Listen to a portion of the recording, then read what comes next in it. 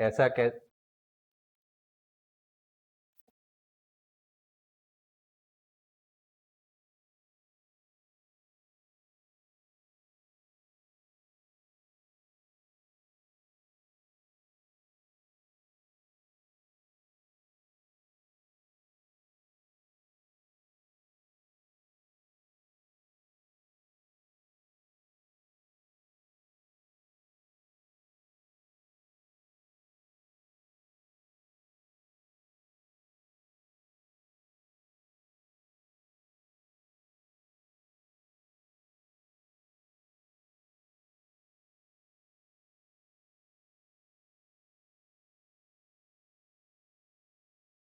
तेरे को कुछ हो रहा था?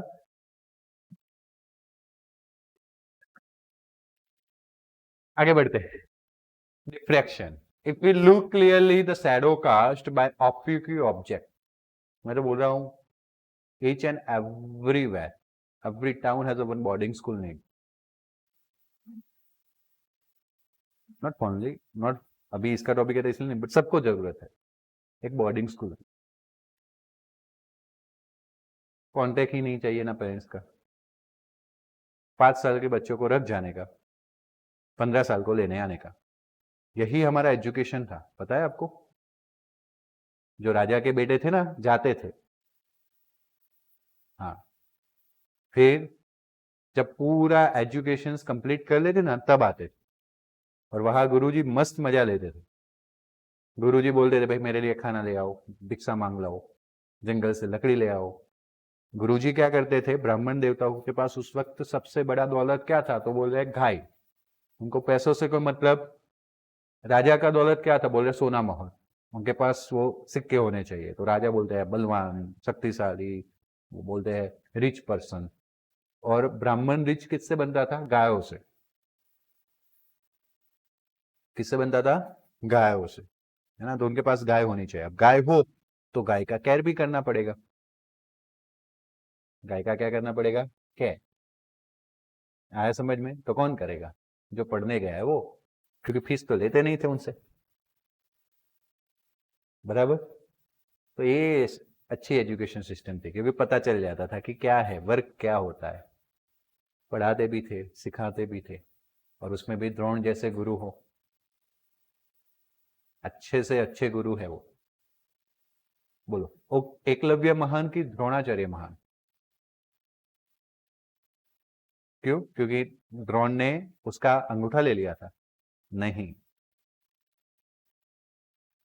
गुरु द्रोण ने सोचा कि अगर सारे शिष्य ऐसे ही शिक्षा लेने लगे तो गुरु का वैल्यूएशन क्या रहेगा। What is the valuation of गुरु?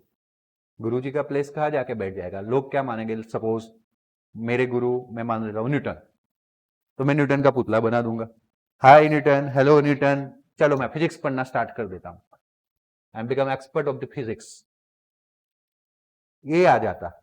इसीलिए गुरु द्रोण ने उसको रोक दिया, लोगों को सिखाया, समझाया। भले वो उसको प्रैक्टिस से आया था, लेकिन फिर अगर ऐसे सिस्टम स्टार्ट हो जाती तो लोग प्रैक्टिस करके सीख जाते, लेकिन माइंड में ऐसा मिथ डाल देते कि नहीं मेरे गुरुजी ये है, ऐसे करके तो गुरुजी के पास कोई जाएगा ही नहीं। So what is the valuation of Guruji? And that's why गुरु द्रोण ने पूरी एजुकेशन सिस्टम को बचा के रखी। आया समझ में? और you can also feel in this time, corona में अगर आप और गुरुजी का कांटेक्ट नहीं होता है तो क्या इफेक्ट होता है एजुकेशन का। When you in front of teachers, तभी आप अच्छे से ले पाते हो एजुकेशन, चाहे जितना भी ऑनलाइन आ जाए। I am not against the online, online के कुछ फायदे हैं, लेकिन वो सबके लिए नहीं है। आया समझ में? So this is the thing. तो इसीलिए मुझे भी नहीं पता था, है ना, डोंट, मैं भी ऐसा ही मानता था कि एकलव्य महान है, बट मैंने अभी कुछ टाइम पहले महाभारत सुनी, दैट्स वे मुझे समझ में आया। ओके, तो फ्री टाइम में ऐसा कुछ लेते रहते हैं भाई हम। आपका फ्री टाइम बचने वाला नहीं अभी, अप टू मार्च, उसके बाद यू कैन डू इट। गाना पे गीत सुनते हो गया, है ना? मैं गाना पे ये सुनता हूँ।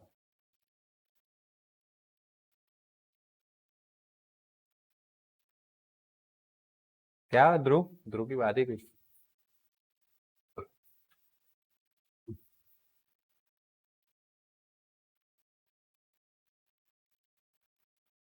वो शांति से बताएगा तेरे को बाद में।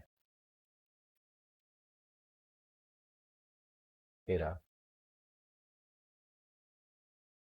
ये एकदम मॉडर्न वे में बताता है, इसलिए आपको मजा भी आएगा। अमोघ लीला करके एकदम मॉडर्न वे में बताता है, थोड़ा इंग्लिश बोलेगा, थोड़ा हमारा अभी का कल्चर भी वो उसमें बताएगा और काफी कुछ बताएगा। मैंने 6 एपिसोड 4 सुन लिए, 4 हो गया, 5th शायद हो गया, 5th चल रहा है। ओके, अच्छा है, समझ सकते हो। कभी फ्री मिलो तो, ज्यादा लंबे भी नहीं है, माइंड को शांत करना हो तो सुन सकते हैं। ओके, बात करते हैं अभी डिफ्रैक्शन की। तो we look clearly the shadow cast by the oblique object close to the regions of geometrical shadow.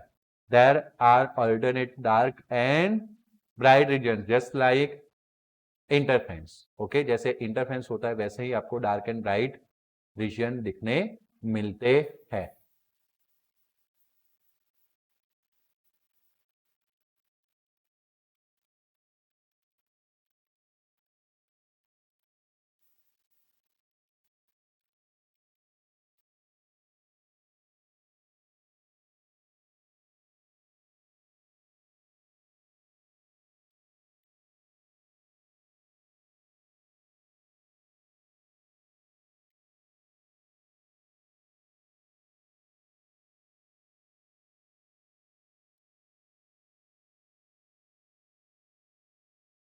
नहीं दिख रहा है,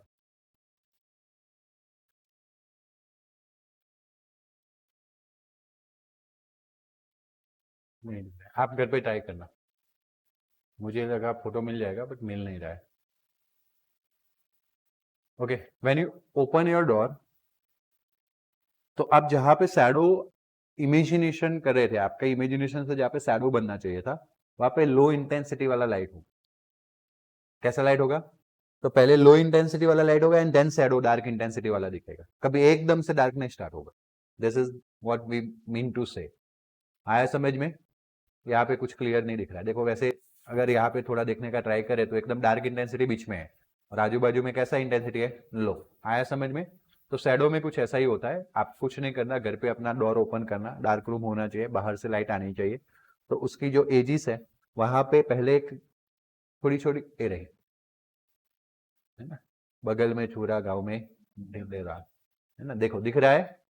जो एकदम नीचे का पोर्शन है वो एकदम डार्क है, फिर नीचे जाते हो थोड़ा एक ट्राइंगल जैसा दिखेगा, आया ना? तो इस तरह की चीजें आपको दिखने मिलेगी। This happens due to the phenomenon of diffraction.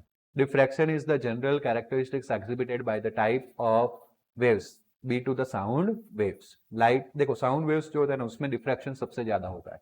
That's why बाजू में कोई बातें करेगा हमें सुनाई देगा, छोटी सी गैप में से भी वो साउंड वेव डिफ्रैक्ट होकर यहाँ पे आ जाते हैं। Okay, and our eyes catch it, और इसलिए कहावत बन गई दीवालों, पता है आईज तो नहीं कैच करेगा, sorry, years catch it, sound waves की बात हो रही है। हाँ, तो इसलिए कहावत बन गई दीवारों के भी, बराबर। That is due to the diffraction. इस कहावत का प्रोडक्शन कहा हुआ? Due to the diffraction of sound wave property, क्योंकि उनकी जो वेवलेंथ है वो थोड़ी ज्यादा है, but the light wave has a smaller wavelength and इसीलिए लाइट इतनी छोटी छोटी गैप में डिफ्रैक्ट हो पाता नहीं है। That's why we can't able to see from that gap. Oblique mediums के बीच में जो गैप बनी, डोर के बीच में जो और फ्लोर के बीच में जो गैप बनी, वहां से साउंड वेव तो ट्रांसमिट हो गए, लेकिन लाइट वेव ट्रांसमिट होने के बाद काम आते नहीं, क्योंकि वहां पे डिफ्रैक्शन कम है। आया समझ में? हाँ या ना? Diffraction is the general characteristics exhibited by all the type of waves, be it sound wave, light wave, water wave, or matter wave. Since the wavelength of light much smaller than the dimension of most of the obstacles, light की wavelength जो है वो ज्यादा smaller होती है obstacles से, and we do not encounter diffraction effect light of everyday observation. इसलिए everyday observation में हमें उसमें कोई पता चलता नहीं है. However, a finite resolution of our eyes of optical instruments such as telescope, microscope is limited due to the phenomenon of diffraction की वजह से ऑप्टिकल इंस्ट्रूमेंट में इफेक्ट आ जाता है. डिफ्रैक्शन कब होता है? when light traveling in the medium and some obstacles placed in between.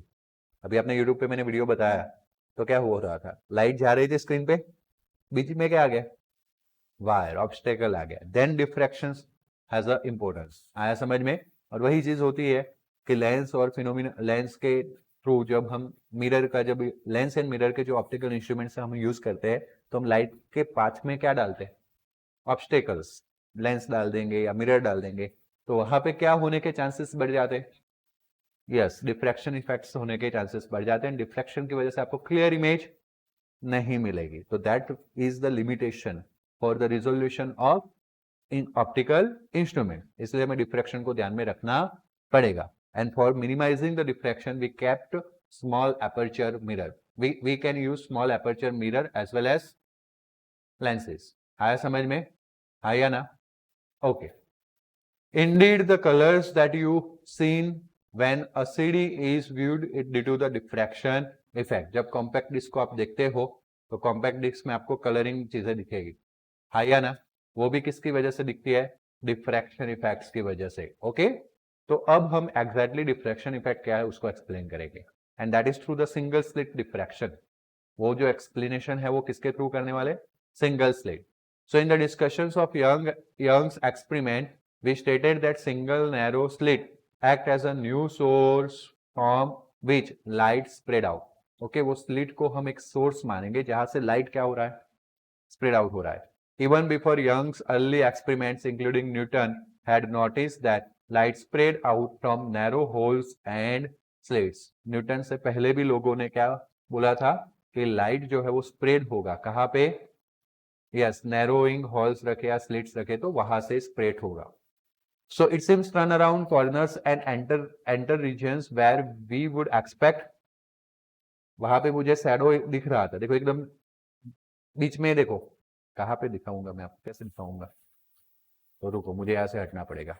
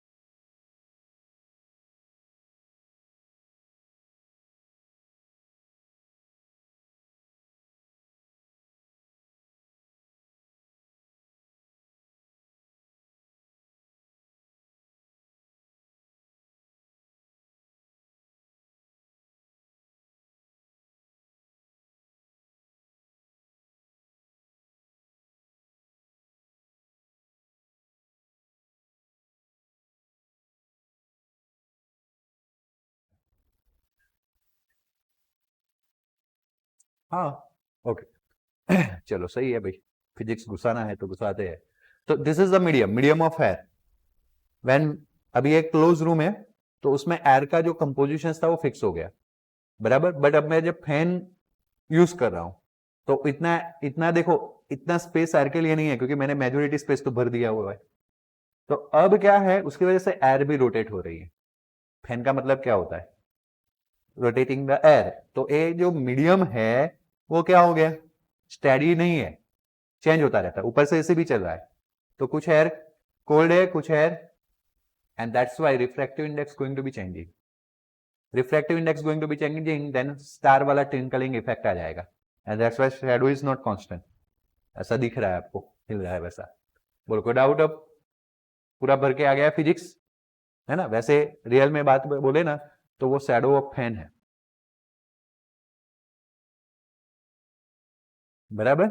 एक ये चीज भी है, आया समझ में? वो शैडो तो कुछ नहीं हो रहा है, बड़े शैडो ऑफ फैन है ना, जो सब जगह पे क्या कर रहा है, तुम्हें ऐसा लग रहा है कि मूवमेंट में आ रहा है।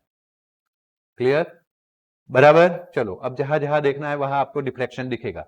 आज तक कभी शैडो नहीं देखा था, आज शैडो देख के डिफ्रैक्शन ढूंढने लगे है ना, तो घर पे जाके अच्छे से ढूंढिएगा और पापा को बताइएगा, पापा this is shadow, okay, and this effect is diffraction. बताने में क्या है, उनको बताओगे तो आपको याद रह जाएगा, है ना। चलो गुड, आगे बढ़े Kaustubh. Okay, this effect known as diffraction can only be properly understood using the which idea, waves idea। waves idea से ही हम उसको explain कर सकते हैं, otherwise नहीं होगी। After all, you are hardly surprised to hear sound waves from the someone talking around corner। आपको सबको पता है कि भाई कोने में कोई बातें कर रहा है तो हम कान लगा के सुन सकते हैं, सबकी आदत भी होती है शिवानी जी, है ना। ऐसा कर दिया बेटा, नहीं करती ना, ओके चलो सही है। तो फिर ऐसा नहीं करना चाहिए, उससे दो चीज खराब होती है, कान भी और दिमाग भी, है ना। चलो तो this is the due to the diffraction of the sound waves when double slit in a Young's experiment is replaced by a single narrow slit illuminated by the monochromatic source। जैसे अभी हमने एक एक्सपेरिमेंट देखा था, उसमें green colour use किया गया था, monochromatic single colour light. A broad pattern with the central bright region is seen on the both sides। there are alternate dark and bright regions। the intensity become weaker away from the center। जैसे दिखा दिया, मेरे लिए बहुत easy हो गया, आप लोगों के दिमाग में छप रहा है, नहीं नहीं ऐसा था सर, कुछ बोल नहीं रहे, गलत नहीं बोल रहे, सब सही है ना। तो क्लियर हुआ। वैसे मैंने सेल्फ टास्क भी दिया था, लेकिन मुझे पता है यहां तक किसी ने सर्च नहीं किया होगा, स्कूल में मैं नहीं दिखाता हूं।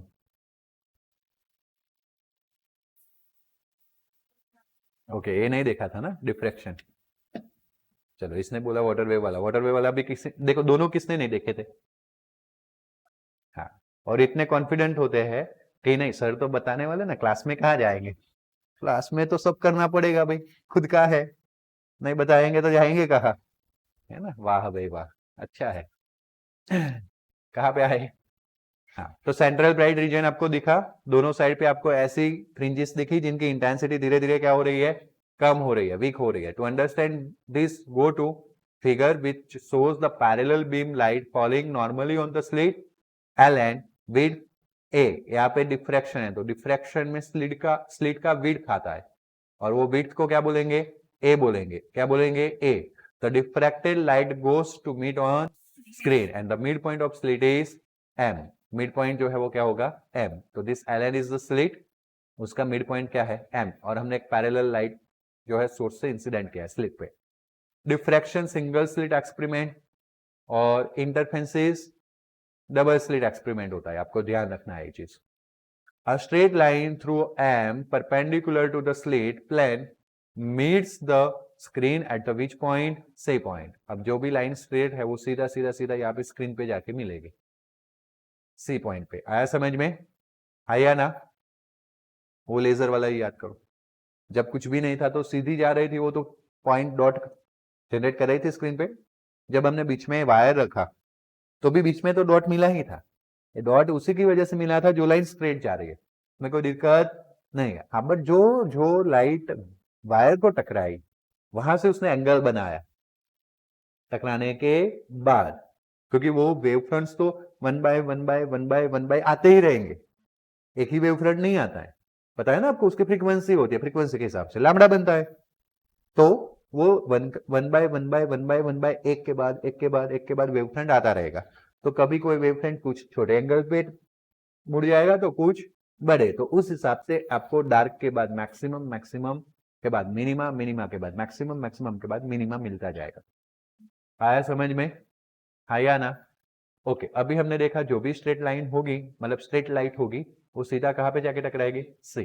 We want the intensity at point P on the screen as before straight line joining the P to different points L, M, N, etc. can be treated as the parallel line making the angle theta with normal MC। Now what is our task? C तो हमें समझ में आ गया, जो सीधा light जा रहा था वो वहां पे सेंट्रल ब्राइट फ्रिंज जनरेट करेगा, लेकिन हमें कहां पे एक्सप्लेनेशन देना है, पॉइंट P। जो लाइट सारी कहां पे मुड़ गई, थीटा एंगल पे। देखो कौन से एंगल पे मुड़ गई, थीटा एंगल पे मुड़ गई। आया समझ में, तो वहां पे आपका एंगल है थीटा, कौन सा है, थीटा, यहाँ पे थीटा विद द नॉर्मल एम से। The basic idea is to divide the slit into much smaller parts and add their contribution at the point P with proper phase difference. अब हमें करना क्या है, तो हम क्या करेंगे कि ये जो स्लिट है उसको C पॉइंट पे एक्सप्लेन करना होता तो पूरा स्लिट लेते, लेकिन P पॉइंट पे एक्सप्लेन करने के लिए we have to divide slit into some parts. Okay, slit को कुछ पार्ट्स में क्या करना पड़ेगा, डिवाइड करना पड़ेगा. जैसे कि अगर मैं L से M1 पॉइंट ले लेता हूँ, M1 से M से M2, M2 से N, ऐसे कुछ अलग अलग पार्ट्स में मैं इसको क्या कर सकता हूँ, डिवाइड. जैसे अभी L से M1, M1 से M, M1 से M2, M2 से N, चार पॉइंट हो गए. बट अभी मुझे P पे पहला ही केस एक्सप्लेन करना है, तो let me divide into two portion. कितने पोर्शन में डिवाइड करने दो, टू. तो L से M, M से N, दो पोर्शन मैंने किए. तो एक चीज है L से P जाने वाले रेस मतलब कि वेव, और M से P जाने वाले वेव, ये दोनों के बीच में फेस डिफरेंस क्या है, मतलब वो देखना है, या तो फिर M से N जाने वाले में. बट हम क्या करने वाले हैं, जैसे कोई वेव L से जा रहा है वैसे ही वो उस टाइम पे कहां से जाएगा, M. इसके नीचे अगर कोई पॉइंट है वहां से जो वेव जा रहा है वो यहाँ पे नीचे से जाएगा, मतलब पैर मिलेगी. LM रीजन में जितने भी वेव्स है वो MN रीजन के साथ पैर बनाएंगे. क्या बनाएंगे, अब वो पैर का हम फेस डिफरेंस फाइंड करेंगे. क्या फाइंड करेंगे, और उसके अकॉर्डिंगली डिसाइड करेंगे कंस्ट्रक्टिव हो रहा है या डिस्ट्रक्टिव. तो अप टू नाउ का मैथमेटिक्स समझ में आया. देखो, तो हमने बोला कि हमें ये जो स्लिट है उसको स्मॉलर पार्ट्स में डिवाइड करना पड़ेगा, एंड द कंट्रीब्यूशंस जो है वो P पॉइंट पे हम ऐड करेंगे with the proper phase. We are treating the different parts of the wavefront at a slit as a which one, वो हाइगेंस हमने अल्टीमेटली यूज कर लिया. When we use the Huygens theory, that means कि हम ultimately wave theory के साथ आगे बढ़ रहे हैं. भले हमने लाइंस ड्रॉ किए, हम बढ़ किसके साथ रहे, वेव थ्योरी के साथ. Okay, because of incoming wave front is parallel to the plane of slit, this sources are in a phase. Okay, जो अपकमिंग है वो क्या है, यस पैरेलल. देखो यहाँ पे पढ़ना, yes wavefront slit secondary source, incoming wavefront is parallel to the plane of slit, and so these source are in a phase. Okay, जो incoming था वो तो parallel है ना, तो एक ही वेव फ्रंट कहाँ पे टकराएगा, स्लिट पे. अब स्लिट के काफी सारे पॉइंट्स हैं, अभी हम तीन पॉइंट्स को कंसिडर करने वाले हैं, L, M, N. तो तीनों पॉइंट पे जो सेकेंडरी वेव्स जनरेट होगा वो फेज में होगा, क्योंकि एक ही वेव फ्रंट टकराने वाला है. फेज में इसलिए बोला बिकॉज कॉन्हरेंट सोर्सेस बताने वाले. कॉन्हरेंट इसलिए बताना है क्योंकि हमें डिस्ट्रक्शन एंड कंस्ट्रक्टिव इफेक्ट्स को ध्यान में लेना है. आया समझ में. तो द पाथ डिफरेंस अब कौन सा होगा, NP to LP, NP minus LP between the two edges of the slit can be calculated exactly for the what. तो वहां पे हमने XD by D लिया था, if you remember, XD by D. But बहुत लंबी बातें की थी, H2P minus S1P, H2P whole square, S1P whole square करके लाए थे. शायद कल का ही लेक्चर था ना, आया ना. अब देखो उसमें इतना सिंपल भी हो सकता था, यहाँ पे S1 था, यहाँ पे S2, ओहो कहा लिख रहा हूं, यहाँ पे S1 था, यहाँ पे S2 था.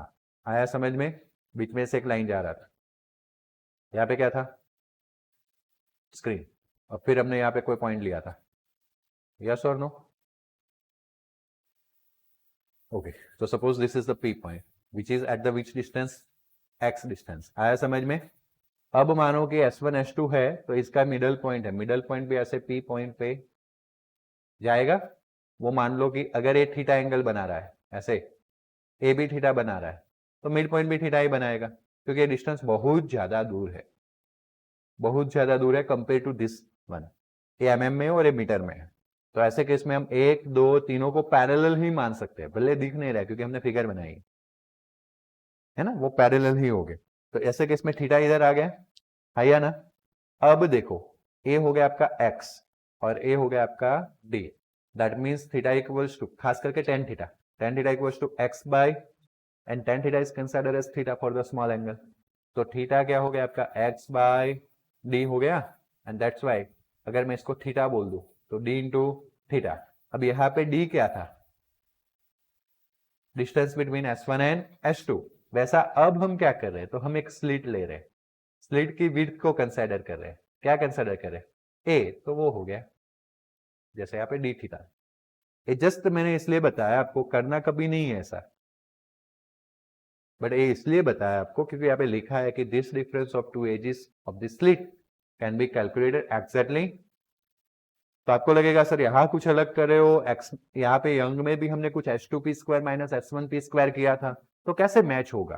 तो मैच इस तरह से होगा, बराबर। बट हम ये अभी फॉलो करने वाले। तो यहाँ पे वापस आके देखते हैं कि भाई मुझे अगर पाथ डिफरेंस फाइंड करना है L2p एंड N2p, तो मैं यहाँ पे एक परपेंडिकुलर बाइसेक्टर ड्रॉ कर सकता हूँ, है कि ना? तो वो Q है, तो मतलब L से P और अब Q से P का तो डिस्टेंस सेम है, अगर जो भी डिफरेंस है वो कौन सा है? N2। तो यहाँ पे एक ट्राइंगल बनेगा। यानी वो आपको एजप्शन में ले ही लेना है कि ये जो थीटा है वो थीटा यहाँ पे जाता है, बराबर। तो एक थीटा का ऑपोजिट साइड कौन सा हुआ? NQ। Opposite side tan theta कौन सा होगा? Opposite side NQ। और एडजस्टेंट कौन सा हुआ? वैसे देखने जाए तो ए परपेंडिकुलर है तो ये हाइपोटेनियस होगा, तो हाइपोटेनियस में हम साइन यूज कर लेंगे। क्या यूज कर लेंगे? साइन। तो sine theta equals to NQ upon LN। हाँ, tan थीटा लेंगे तो एडजस्टेंट होगा, बट लेना नहीं है ना, मुझे LN से मतलब है। मुझे पता क्या है? LN पता है, LN is the width of slit, इसलिए मैं साइन थीटा लूंगा। और स्मॉल एंगल के लिए साइन थीटा को क्या बोल सकता हूँ? थीटा। NQ अपन LN, LN को क्या बोल सकता हूँ? ए। NQ ढूंढना है ये मल्टीप्लिकेशन में, तो क्या होगा? ए थीटा आ गया, NQ equals to a sine theta, और साइन थीटा को क्या ले लिया? बोलो कोई डाउट? कंफर्म साइन इसलिए लेना था क्योंकि मुझे LN पता था, that is the opposite side of right angle, that's why hypotenuse लेना था, इसीलिए मैंने 10 को फिर चेंज करके क्या रखा है? साइन। ओके, सिमिलरली 2 पॉइंट्स आपको मिलेंगे M1 M2 between the slit which is separated by how much distance? जो अगर separation between LN and Y था, और सॉरी A था, तो आपका फेस डिफरेंस हुआ, पाथ डिफरेंस हुआ A थीटा। अगर वो सेपरेशन Y हो तो पाथ डिफरेंस क्या होगा? Y थीटा होगा। We know we now have to sum up equal coherent contributions from the large number of sources, each with the different phase, and this calculation was made by Frenzel using the integral calculation. उन्होंने किया, हमें नहीं करना है, calculation नहीं करना है, and that's why we logically deal with it. आपको अपने रेफरेंसेस में थ्योरी दिखने मिलेगी, explain central maxima, explain first maxima of single slit experiment, of diffraction experiment. तो आपको वो लॉजिकली बताना है। कैसा बताना है? तो मैं बताऊंगा भी सही आगे। So we omit it here, हम वो कैलकुलेशंस वाला टॉपिक नहीं करने वाले जो फ्रेंसेल नाम के साइंटिस्ट ने इंटीग्रल कैलकुलस यूज करके, इंटीग्रेशन का यूज करके किया था। The main future of the differential pattern can be understood by, यानी कि लॉजिकल आर्ग्यूमेंट्स हम यहाँ पे करने वाले। तो this is the explanation of central maxima. Central bright fringe मिली ना, उसका पहले एक्सप्लेनेशन है कि at the central point C on the screen this theta is, because all are going to parallel, है ना, and that's why all path difference are 0, and hence all the parts of the slit contribute in the, when phase difference is 0, वो same time पे पहुंचेंगे, एक दूसरे को contribute करेंगे, and that's why it gives the maximum intensity at point C. Experimental observation shown in this one figure, देखो ये दिखा है 10.15 figure indicates that intensity has a central maximum at theta equals to 0 and other secondary maximum is theta equals to n plus 1/2 lambda by a. Okay, वो switch on कर दो ना।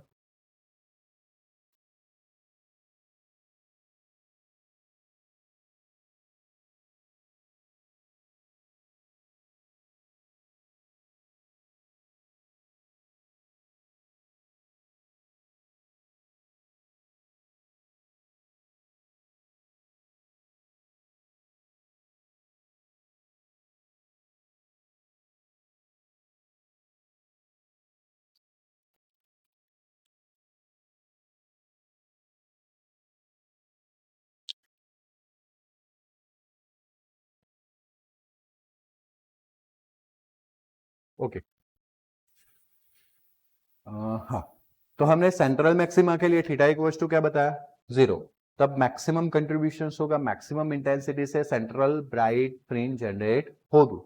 But उसके बाद जो सेकेंडरी मैक्सिमा आएगा, मतलब कि ये तो सेंट्रल वाला था, उसके बाद फर्स्ट मैक्सिमा सेकंड मैक्सिमा आएगा जिसमें इंटेंसिटी कम होगी। देखा था अभी एक्सपेरिमेंट में, इंटेंसिटी धीरे धीरे दोनों साइड पे क्या हो रही थी, कम हो रही थी, बराबर। तो उसके लिए जो थीटा है, इन शॉर्ट सबसे पहले तो a theta is nothing but path difference. वो पाथ डिफरेंस कौन सा होगा, तो n+1/2 लैम्बडा, और वहां से अगर थीटा चाहिए तो ए कहा जाएगा, बराबर। But if you remember interferences में ए वाली कंडीशन डिस्ट्रक्टिव में थी। इंटरफेरेंसेस वाला केस जो हमने कल पढ़ा था उसमें ए कंडीशन डिस्ट्रक्टिव में थी, यानी इंटेंसिटी इंटरफेस के केस में यही कंडीशन n+1/2 लैम्बडा से 0 इंटेंसिटी मिलती है। लेकिन डिफ्रैक्शन के केस में कहा आ जाती है, मैक्सिमा में। कहां पे आ जाती है, सुना समझा, पक्का ना, ओके। तो बस, तो फिर अब क्या होगा, तो बोलते हैं जो आपने n लैम्बडा देखा था कंस्ट्रक्टिव इंटरफेरेंसेस के लिए, वो यहाँ पे डिफ्रैक्शन में डिस्ट्रक्टिव में चला जाएगा। कहा चला जाएगा, and according to that theta equals to n lambda by a. तो मिनिमा होगा इस पोजीशन पे विद द 0 इंटेंसिटी। आया समझ में। But when you learn interferences and when you applied this to condition, आपने n की वैल्यू 0 से स्टार्ट की थी। इंटरफेरेंसेस कल पढ़े थे वो, उसको मैं याद करवा रहा हूं, वो 0 से स्टार्ट किया था। मैंने गलती भी की थी, तो बोला था दोनों में 0 रखोगे आ जाएगा, किया था। बट यहाँ पे कंडीशंस में n जो है वो +/-1 2 3 से ही चालू होता है। मतलब first maxima first minima, second maxima second minima. Central के लिए अलग ही केस है, थीटा इक्वल्स टू 0, उसमें कोई कंडीशन नहीं है। कोई doubt, confirm, okay. It is easy to see why it is a minima at these values of angle, and consider the first angle theta where the path difference is a theta। और अगर मैं a theta equals to n lambda लू, n equals to 1 लू, तो theta equals to lambda by a। अब मैं first maxima को explain कर रहा हूं, क्योंकि नहीं, माय मिस्टेक, मिनिमा। मैं फर्स्ट मिनिमा को एक्सप्लेन कर रहा हूं क्योंकि theta equals to n lambda by a किसका कंडीशन है, मिनिमा। क्योंकि सेंट्रल फ्रिंज के बाद तो मिनिमा ही मिलेगी, बराबर ना, वो जगह मिलेगी जहां पे कुछ नहीं मिल रहा था, इंटेंसिटी 0 थी, तो मिनिमा। तो theta equals to which one, lambda by. Now divide slit into, देखो उसका आर्ग्यूमेंट कैसे करेंगे हम। तो हम स्लिट को कितने पार्ट्स में डिवाइड करेंगे, तो n और n के बीच में हमने m ले लिया, तो एक पार्ट कौन सा हो गया, lm, दूसरा कौन सा हो गया, you can see L M M N. मैं अभी एक्सप्लेन कर रहा था, एल के बाद एक नीचे पॉइंट होगा, वैसा ही पॉइंट एम के बाद मिलेगा। ऐसे करके पूरी पॉइंट्स की पैर मिलेगी, ओके, चलो गुड। सो साइज कितना है उसका, a/2 for every point m1 in lm, that is a m2 point in mn such that again m1 m2 equals to, देखो आपने क्या किया, एल एन एम के बीच में एक पॉइंट m1 लिया, same m1 and n sorry m and n के बीच में m2 पॉइंट लिया, एग्जैक्टली मिडल में ही। तो m1 और m2 के बीच में भी a/2 ही डिस्टेंस होगा। कितना डिस्टेंस होगा, a/2। आया समझ में। And so the path difference between m1 and m2 at point p is m2p minus, आपने बोला था अगर a डिफरेंस है तो पाथ डिफरेंस a थीटा, आपने बोला था y है तो y थीटा। तो अगर a/2 है तो a/2 थीटा होगा कि नहीं होगा, तो आ गया a/2 थीटा। बट आपने थीटा कितना लिया है, लैम्बडा बाय ए, तो a/2 into lambda by A cut हो गया, तो अल्टीमेटली आपको क्या मिल गया, लैम्बडा बाय 2 मिल गया, okay, that for the chosen a वाले एंगल के लिए। And this means contribution from m1 and m2 is 180 degree out. देखो आपने यहाँ पे थीटा का कंडीशन लिया था n लैम्बडा बाय ए और n इक्वल्स टू 1, मतलब ये थीटा के लिए जो कंडीशन लिया था that is very opposite to the interference. But जब आप कंप्लीट कैलकुलेशंस करके गए तो उसी कंडीशन के अकॉर्डिंगली आपके हाथ में पाथ डिफरेंस आया, और इंटरफेरेंसेस में सीखा था कि पाथ डिफरेंस लैम्बडा बाय 2 मतलब डिस्ट्रक्टिव। समझ में आया ना, बहुत बहुत शांति से माइंड को शांत रखे। अगर आप सोचोगे भाई घोटाला हो रहा है तो घोटाला ही होगा। This is the condition for the theta which we chosen for point P, not for the path difference. अब क्लियर हुआ एक वर्ड से? हमने जो कंडीशन बनाई है वो थीटा के लिए है। थीटा यानी कि वो हॉरिजॉन्टल के साथ पी पॉइंट कहाँ अप एंड डाउन है, आया समझ में? It is not for path difference, path difference के लिए नहीं है। क्लियर हुआ आप लोगों को? हाँ या ना? Okay. So according to that अगर हम देखें तो ए कंडीशन जो हमने एन लैम्बडा यूज की थी वहां से हमने थीटा का वैल्यू पुट किया, अल्टीमेटली पाथ डिफरेंस तो क्या निकल के आया? तो इंटरफेरेंसेस की लैम्बडा बाय 2 वाली कंडीशन आएगी तो destructive interferences, and that's why minima out of phase 180 degree पढ़ा भी था, a cos omega t minus a cos omega t interferences में ऐड हो गया, zero intensity. Okay, cancel in the direction for the lambda by a. वैसे not only lambda bye, किसी भी N lambda by ए में यही कुछ होगा। अगर आपने यहाँ पे एन इक्वल्स टू 1 लिया है तो 2 पार्ट्स बने, एन इक्वल्स टू 2 लोगे तो 4 पार्ट्स बनेंगे। पहला तीसरे को कैंसिल करेगा, दूसरा चौथे को कैंसिल करेगा। एन इक्वल्स टू 3 लोगे तो 6 पार्ट बनेंगे। ओके, पहला जो है वो हाँ हाँ हाँ मस्त है, फिर ए, फिर ए से, है ना? देखा कभी ऐसा करते नहीं है तो हमने ना ऐसा सब बंद किए होंगे एक साथ, बहुत ध्यान रखना पड़ता है। So this is the thing, पहला तीसरे को कैंसिल करेगा, दूसरा चौथे नहीं, पहला तीसरे को करेगा, दूसरा चौथे को करेगा, पांचवा वाला तीसरा वाला छठे को करेगा। आया समझ में? इस तरह से पूरे पैर में कैंसिल आउट हो जाएगा। तो 3 में 6 पार्ट बनाने लॉजिकली, अगर आपको एक्सप्लेन करने को कोई नहीं बोलेगा, but you have to be take care of this. बाकी आपको एक्सप्लेन करने को बोलेंगे central maxima, first maxima and first minimum. तो सेंट्रल हो गया theta equals to 0, first minimum हुआ, बात clear? Okay, contribution of two halves, that is Lm and Mn, therefore cancel each other and equations gives an angle at which the intensity falls to 0, जहां पे intensity कितनी हो जाएगी? 0. One can similarly show that intensity of theta 0 equal, intensity is 0 for theta equals to n lambda by a, where n being any integer except 0, कोई integer होगा 0 को छोड़ के। एक मिनट दो मुझे।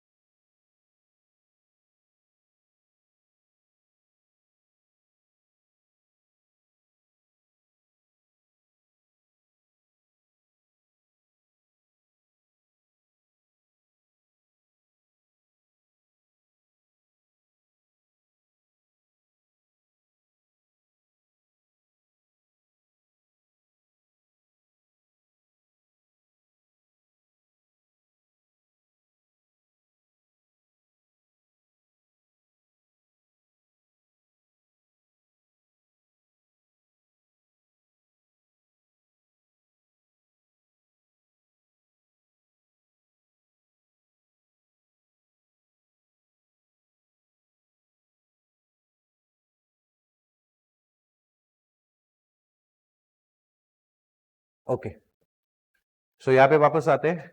अब हमें एक्सप्लेन करना है, that is the first maximum. किसको एक्सप्लेन करना है? Okay, notice that the angular size of the central maximum increase with the slit width A decrease. जैसे A को decrease करते हैं slit width, okay, that is the slit width, उसको हम decrease करते हैं तो central maxima जो है वो क्या होगा?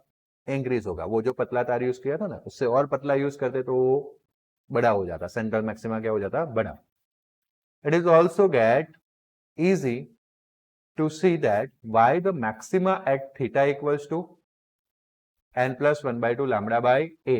तो थीटा की कंडीशन है, not the path difference. It is the condition of what? Theta. वैसे एक्चुअली में भी देखने जाए तो ये पाथ डिफरेंस के अकॉर्डिंगली आई, बराबर. बट जब हम उसको स्लिट को क्या करके, ए पूरी स्लिट के लिए जब हम स्लिट को डिवीजन करके समझने वाले हैं तो ए कंडीशन रिवर्स हो जाएगी. इंटरफेरेंसेस में ए कंडीशन आती थी डिस्ट्रक्टिव के लिए, अभी हम इस कंडीशन के हिसाब से थीटा ढूंढेंगे for constructive maxima. For the constructive maxima. आया समझ में? आया ना? Okay, so why they go on become weaker and weaker. जो तुमने बनाया ना उसका पीडीएफ बना के ग्रुप में डालो. तो तुमने चेक नहीं किया तो फिर तुम्हें वो डिटेल भी डालना पड़ेगा ना, किसका है बताओ.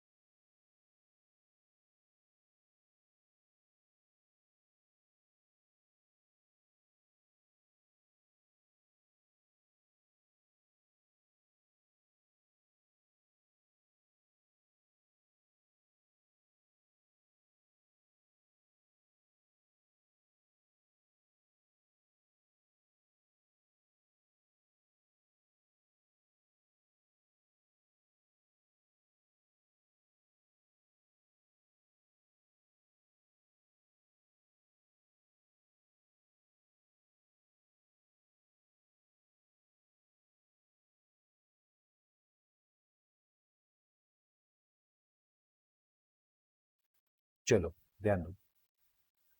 हाँ, तो हमने थीटा यहां से क्या मिलेगा? n प्लस 1/2 लैम्डा बाय ए. मैंने क्या बोला? ऐसे वैसे इक्वेशंस रेडी नहीं करने, जो मेन इक्वेशन है उसको रेडी करना है.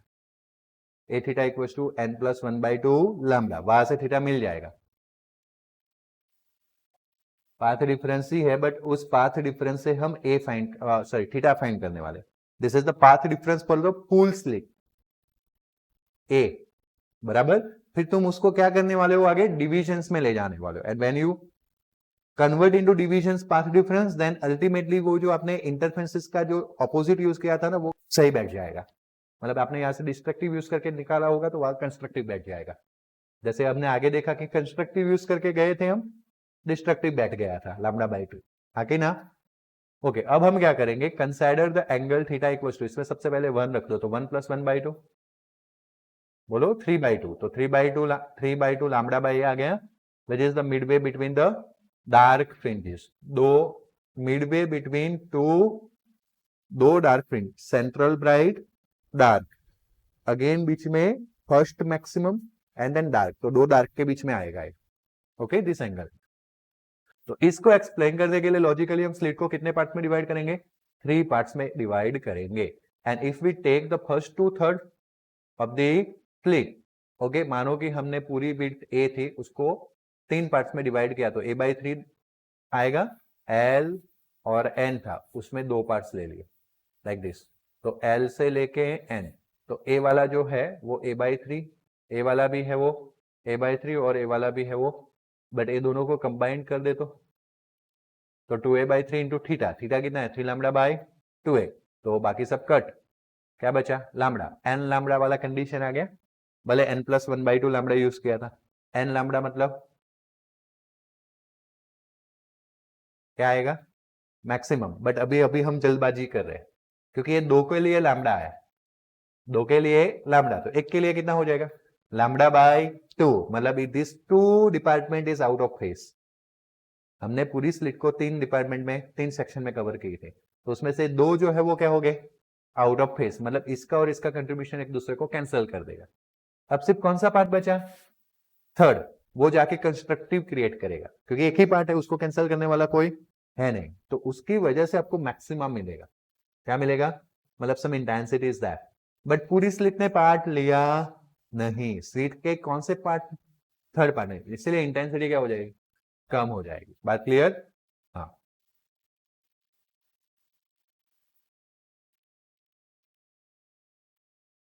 तो फेज तो एक ही होता है तभी कॉन्हरेंट आता है, कॉन्हरेंट होता है तभी तो बात आगे आती है डिस्ट्रक्टिव एंड कंस्ट्रक्टिव की।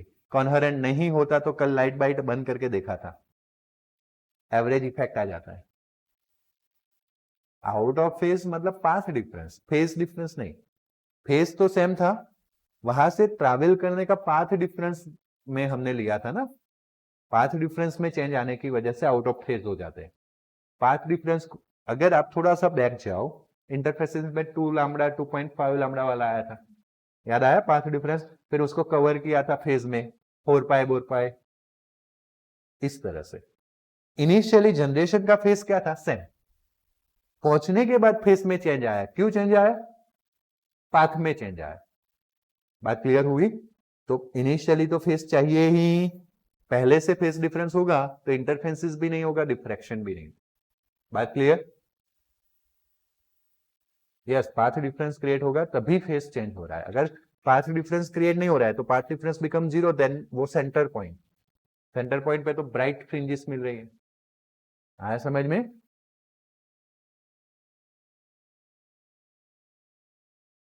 तो बहुत, अगर आपको अपनी मर्जी से नहीं करना है, पूरा मैथमेटिक्स चाहिए तो फ्रेंसेल की कैलकुलेशन यूज करनी पड़ेगी, है ना। सो वो पार्ट तो हमारे लिए वैसे भी हार्ड है, आप ये 3 को एब्जॉर्ब करने में सर क्यों 3 किया, ये कर रहे हो, बट हमने 3 ऐसे भी नहीं किया। देखो यहाँ पे लिखा ही है क्लियरली 3 लैम्डा बाय 2a, तो वहां से लॉजिक मिला कि भाई लैम्डा बाय 2a का कौन सा पार्ट है 3, ओके। वैसे 5 आएगा तो 5 लैम्डा बाय 2a में 5 पार्ट्स करेंगे, जब आप 2 पुट करोगे यहाँ पे तो 2 + 1/2 5/2 आएगा, तो you can take the 5 parts, उसमें 1 2 3 4 ये 4 एक दूसरे को कैंसिल कर देंगे, सिर्फ कौन सा पार्ट बचेगा, okay.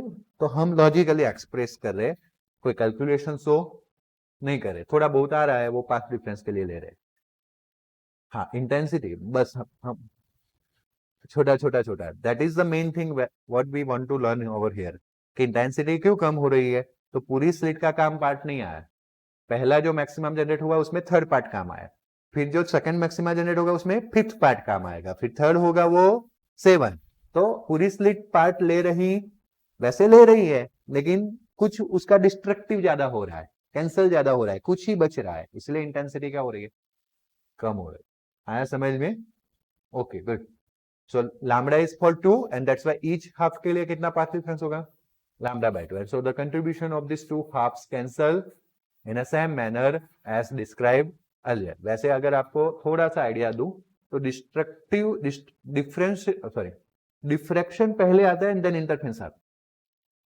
When you performing 2 slit experiment तो सिंगल स्लिट से ऑलरेडी डिफ्रैक्शन हो गया होता है एंड फिर दोनों का जो मिलाप होता है सुपरपोजिशन, उसको बोलते हैं इंटरफेरेंस। बट डिफ्रैक्शन को समझने के लिए इंटरफेरेंसेस के कॉन्सेप्ट जरूरी थे, क्योंकि इंटरफेरेंसेस नहीं समझे तो डिस्ट्रक्टिव और कंस्ट्रक्टिव क्या है वो समझ में, इसलिए जब हम इंटरफेरेंसेस समझे तब हमने किसको छोड़ दिया, सोचा ही नहीं, पढ़े ही नहीं थे, कहां से आएगा, बट रियलिटी में सब मिक्स में होता है। आया समझ में? चलो good. But this diffraction is almost depend on the size, किस पे डिपेंड्स होता है size, and that's why it doesn't matter, ज्यादातर अगर साइज का कोई ऑब्स्टेकल नहीं है तो लाइट के केस में डिफ्रैक्शन उतना ज्यादा मैटर करता नहीं है। Only the remaining 1/3 part of slit contributes the intensity at the point between the two minima, and clearly it will be a much weaker than the which one, क्योंकि central में तो पूरी slit के race जा रहे थे, okay, where the entire slit contributes in a phase. One can similarly shows that there is a maxima at n + 1/2 theta by a, जैसे हमने 1 के लिए एक्सप्लेन किया वैसे 2 के लिए भी एक्सप्लेन कर सकते थे, 3 के लिए भी कर सकते थे, and that become weaker with increasing, and since अगर 2 यूज कर रहे हो तो 1/5, 3 यूज कर रहे हो तो 1/7, लाइकवाइज 4 यूज करोगे 1/9, इस तरह से आगे बढ़ेगा. Slit contribute in the cases and thus the photograph of intensity pattern corresponding to shown in a figure. वैसे हमने पूरा एक्सपेरिमेंट ही देख लिया. तो ऐसा कुछ दिखेगा आपको जिसमें यू कैन से कि सेंट्रल का मैक्सिमम इंटेंसिटी है. ये यही ग्राफ जैसा दिखना है जैसे अभी हमने आगे किया था डिफ्रैक्शन में सेम इंटेंसिटी वाला, याद आया.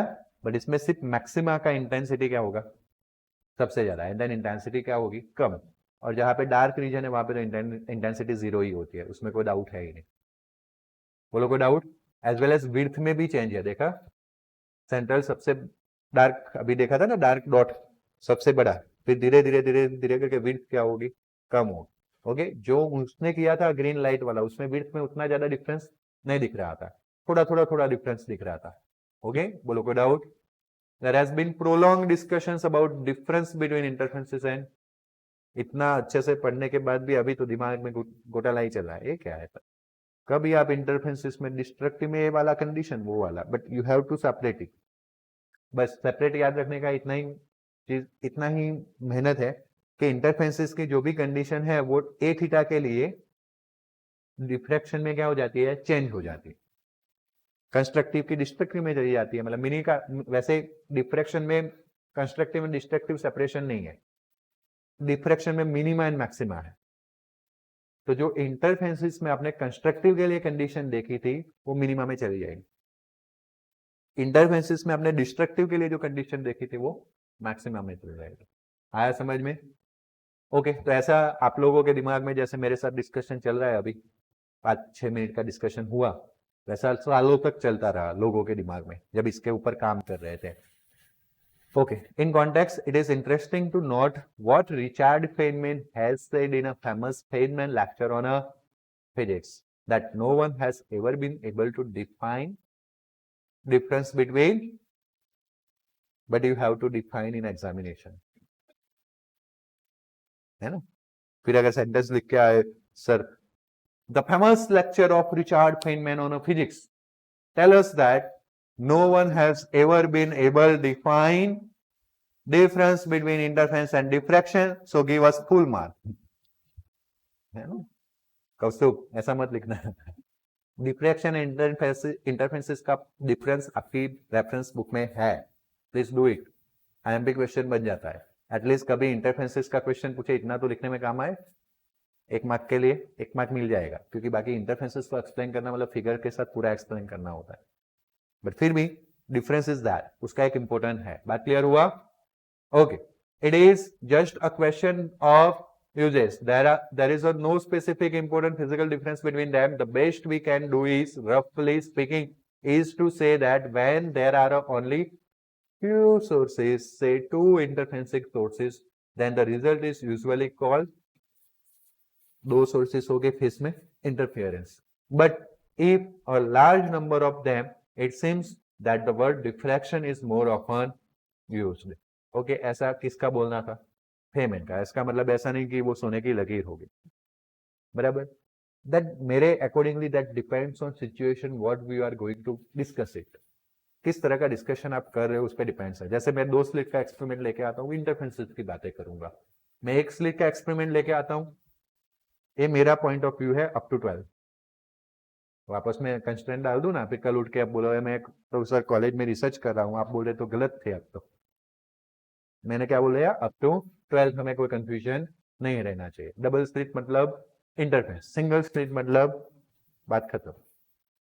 Double slit experiment we must note that pattern on the screen actually superposition of single slit diffraction from each slit or hole and the double slit interference pattern and the double slit interference pattern. पहले तो diffraction हुआ होगा single slit से और फिर double slit interference pattern हुआ होगा.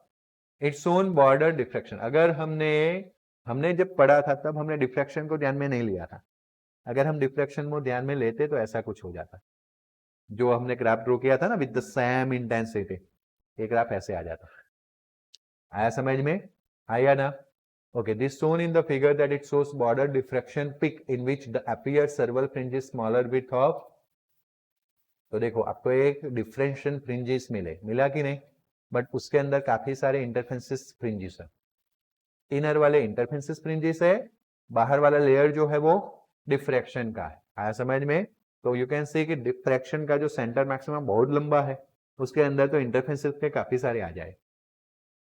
बात क्लियर हुआ? उसके न्यूमेरिकल भी है नीचे, मैं दिखाऊंगा आपको जब क्या करवाऊंगा, इलस्ट्रेशंस वगैरह सॉल्व करवाऊंगा। The number of interferences present occurring in the broad diffraction peak depends on D by A ratio. D is the separation between slits and A is the diameter. Okay, that the ratio displacement. हाँ, but diffraction और interferences साथ में जा रहे हैं, तो फिर तो इंटेंसिटी वेरी होगी ना। But you can consider nearest one have some same, फिर इसका इसके साथ थोड़ा सा सेम है। आया समझ में? And that is the ratio distance between the two slits width of slit A, a slit, and in the limit A becoming very small, and the diffraction pattern will be a very flat, and we will observe the two slit interfaces pattern. इस तरह से आपको मिलेगा। बाकी की बातें upcoming lecture में। Good bye, take care, thank you.